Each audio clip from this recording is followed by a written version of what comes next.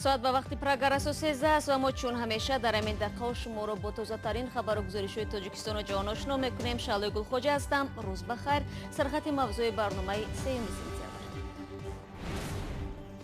راننده‌های حیران و مشورت مقامات ماشین‌های بارکشی سمت تاجیکستان در گذرگاه لطف‌آباد ارتیق بند مانده‌اند. مقامات تاجیک مسیر دیگر را توصیه می‌دهند.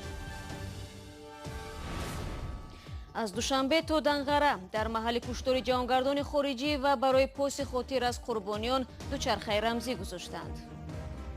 همدردی خود را بیان کنم برای که من هم ولاسپدرون هستم. اون نفران که خارجیانی که قربان شدن اونها نیز ولاسپدرون بودند. رجب طیب اردوغان در قرقیزستان بود و بار دیگر درباره خطر شبکه گولین به امنیت گوشزد کرد. ما نمی‌خواهیم که مردمی برای ما برادر با این مشکل روبرو شوند. پیروان گولین می‌توانند به وزارت کارهای داخلی و نهادهای نظامی وارد شده تبادلات شبیه در قرقیزستان هم به وقوع پیوندند. ده ماشین بارکشی که به سمت تاجیکستان روانه بودند یک هفته به این سو در مرز ترکمنستان با ایران درماندند.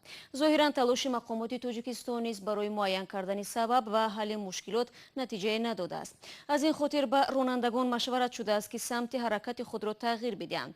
اما رانندگان میگویند روی الترناتیوی چند برابر درست‌تر است. میرزا نبی خالقزاد موضوع را دنبال داشت.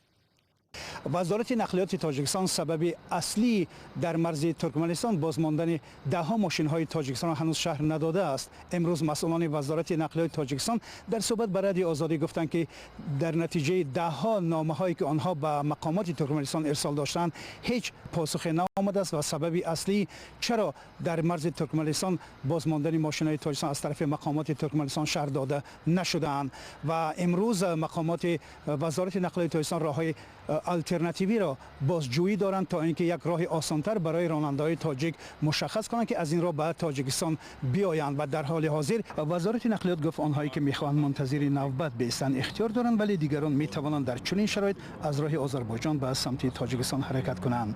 گروهی از رانندگان ماشین‌های بارکش از تاجیکستان میگویند بیشتر از یک هفته است که در مرز ترکمنستان و ایران درماندند و نمیدانند سبب راه ندادن آنها به قلمرو ترکمنستان چی است. دو نفر از این رانندگان روز دوم سپتامبر به رادیو آزادی زنگ زده گفتند که بیشتر از 7 روز است که در گذرگاه لطف آباد ارتیق درماندند. یکی از آنها که از بردن نامش خودداری کرد گفت در نزد این گذرگاه تقریبا 100 ماشین منتظر ورود به قلمرو ترکمنستان و سپس راه گرفتن به سمت تاجیکستان هستند. مصاحبان رادیو آزادی گفتند که ماشین های بارکش ایران و ترکیه نیز عین احوال را دارند و منتظرند که به آنها اجازه عبور دهند تا مال و محصولات وارداتی را به تاجیکستان برند. حتی اتوبوس های نو مسافربر را که تاجیکستان از ترکیه خریده است در گذرگاه مرزی سرخس نمانده‌اند. وزارت نقلیات تاجیکستان بنابر اینکه از طرف ترکمنستان پاسخ زود دسترس نکرده ایستاده است از این رو راه دیپلماتی را پیش گرفتند. امروز مسئولان وزارت نقلیات تاجیکستان در صحبت با رادیو آزادی گفتند که آنها به وزارت خارجه تاجیکستان آمدند تا اینکه از اینجا از طریق دیپلماتی با مقامات ترکمنستان در تماس شوند و راه درست و سالمی را پیدا کنند تا اینجا که تأخیر زیاد ادامه نکند و هر چه زودتر راننده ها و ماشین ها و واگن های تاجیکستان به زودترین فرصت بعد دوشنبه آورده شوند. میرزا نبی خالقزاد، شهلای عبدالله، رادیو آزادی دوشنبه.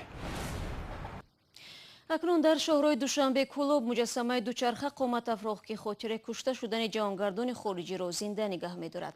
پرده از روی این مجسمه روز یکشنبه گذشته برداشته شد. بر ضمن این ماراتون دوچرخه سواری نیز تشکیل گردید.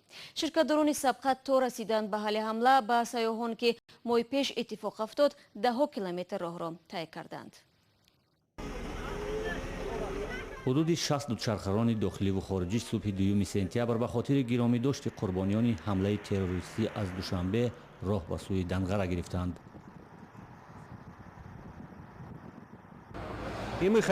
ما می‌خواهیم با این ولو ماراتون با جهانیان بگوییم که ما ضد تمام عملهای تروریستی در کل دنیا هستیم.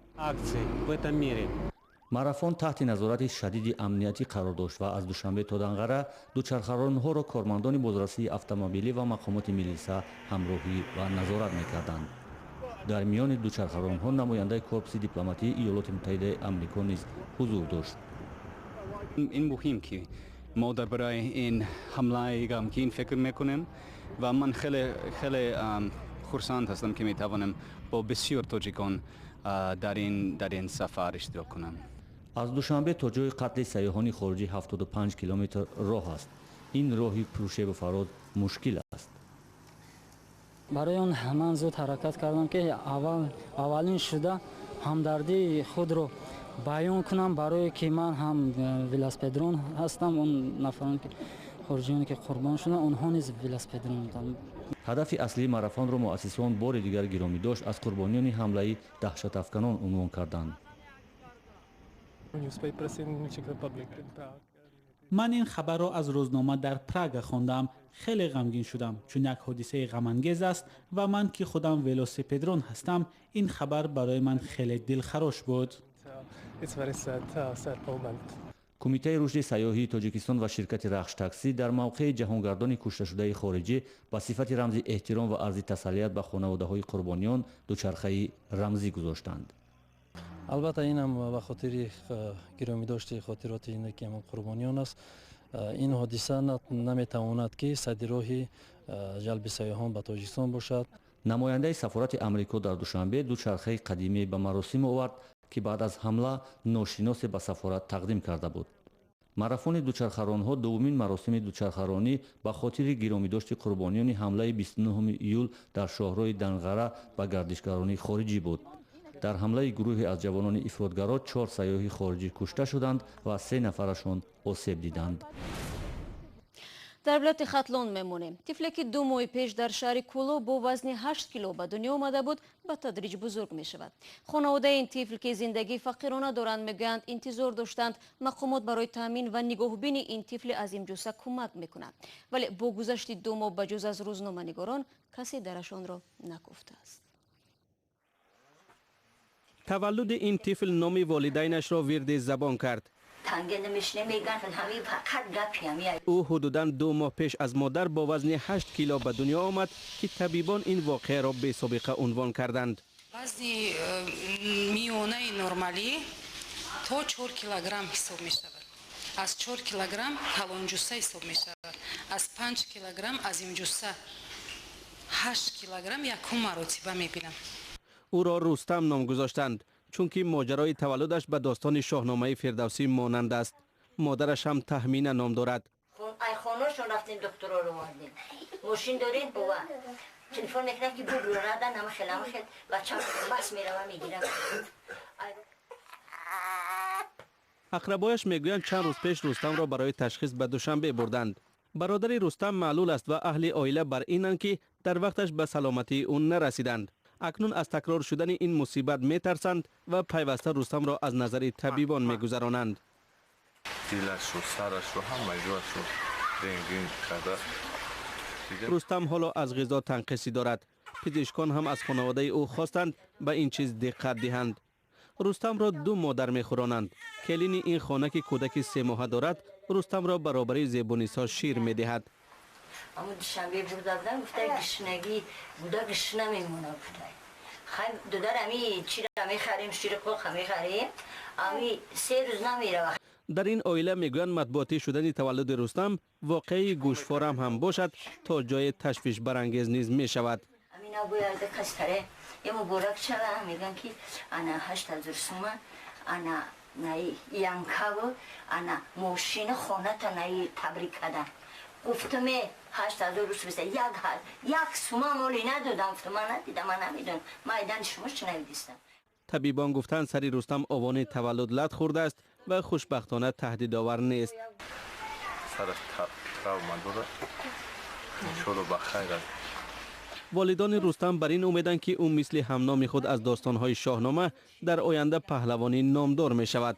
حالا باشد تلاش دارند صحتی او را برای رسیدن به این آرزوها حفظ نمایند.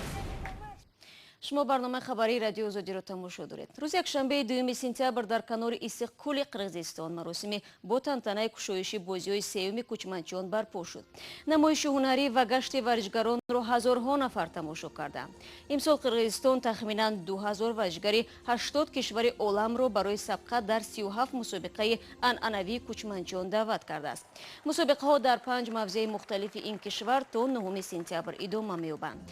امسال در مراسم گشایش بازی‌ها پرزیدنت ترکیه رجب طیب اردوغان هم حضور داشت. او با سفر رسمی به این جمهوری آسیای مرکزی تشریف آورده بود. تفصیلات از اسکندر خواجه میرزاده.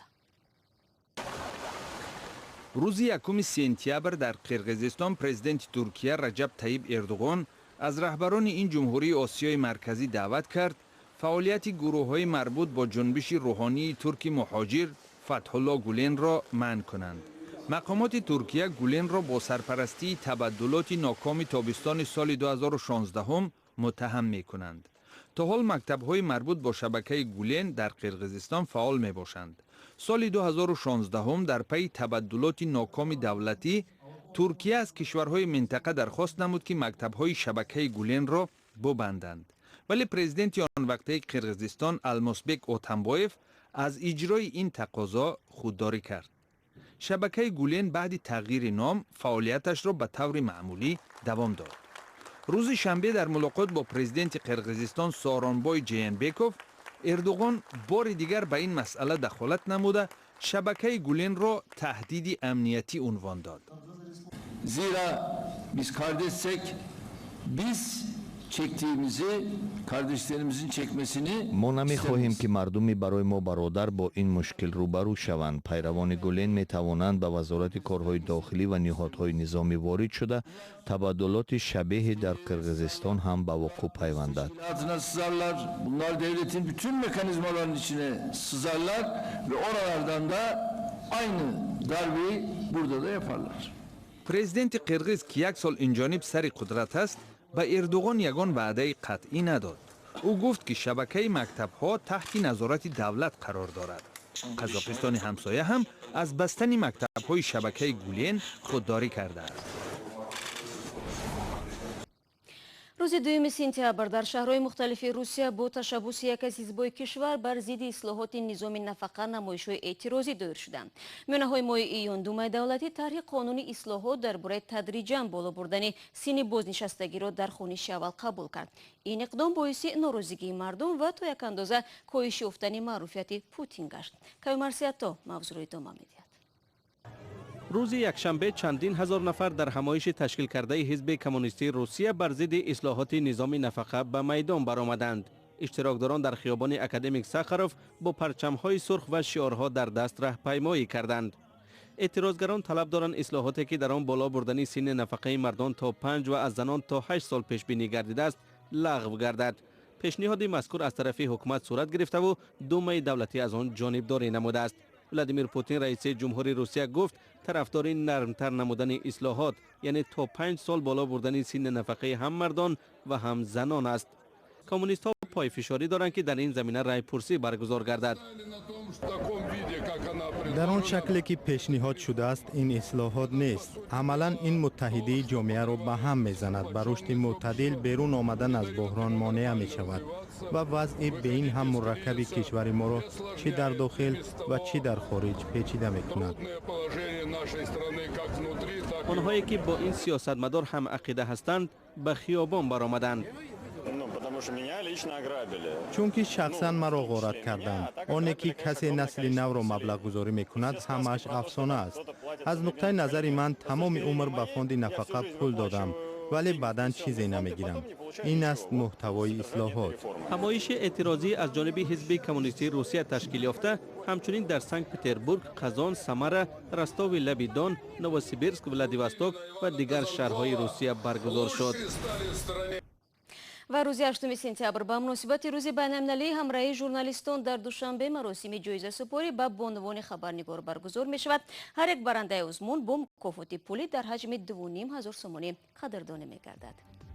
با این مطلب برنامه امروز را انجام میدیم. جزئیات خبر و گزارش‌های امروز و دیروز و موضوع روز در سامانه ما www.azadi.org گذاشته شده است. صفحه‌های ما در همه شبکه‌های اجتماعی فعال است و البته تماشای آزادی ویدیو یوتیوب را فراموش نکنید. جهانی سپاس که امروز نیز با ما بودید و برنامه فردا را ما با شما منتظر می‌شویم. با خدا نگهداری.